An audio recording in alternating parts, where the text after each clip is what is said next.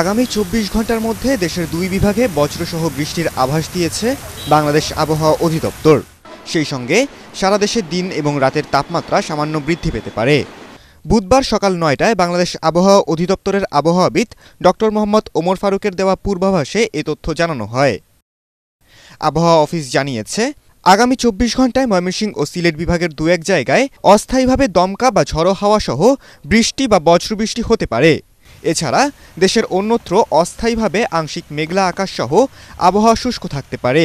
সেই সঙ্গে সারা দেশে দিনের তাপমাত্রা প্রায় অপরিবর্তিত থাকতে পারে এবং রাতের তাপমাত্রা বৃদ্ধি পেতে পারে ১ থেকে ২ ডিগ্রি সেলসিয়াস।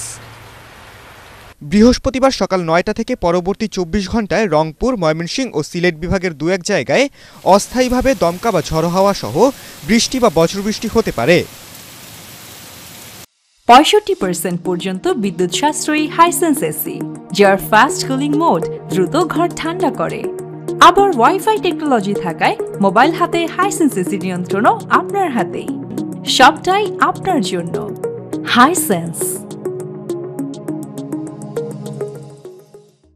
এছাড়া দেশের অন্যত্র অস্থায়ীভাবে আংশিক মেঘলা আকাশ সহ আবহাওয়া শুষ্ক থাকতে পারে।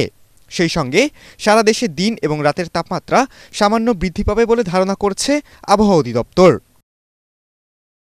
আগামী শুক্রবার সন্ধ্যা ৬টা থেকে পরবর্তী ২৪ ঘন্টায় সিলেট বিভাগের ২-১ জায়গায় অস্থায়ীভাবে দমকা হাওয়া সহ হতে পারে বৃষ্টি বা বজ্রবৃষ্টি। এছাড়া দেশের অন্যত্র অস্থায়ীভাবে আংশিক মেঘলা আকাশ সহ আবহাওয়া শুষ্ক থাকতে পারে। সেই সঙ্গে সারা দেশে দিন এবং রাতের তাপমাত্রা সামান্য বৃদ্ধি পেতে পারে।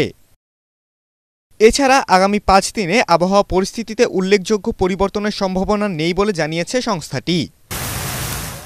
খালিদুল ইসলাম তানভীর, এটিএন বাংলা।